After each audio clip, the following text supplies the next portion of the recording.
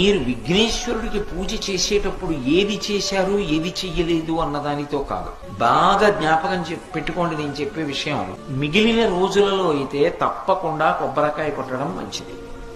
విఘ్నేశ్వర చతుర్థి నాడైతే కొబ్బరికాయ కొట్టడంతో పాటు దోసపండు నైవేద్యం పెట్టాలి.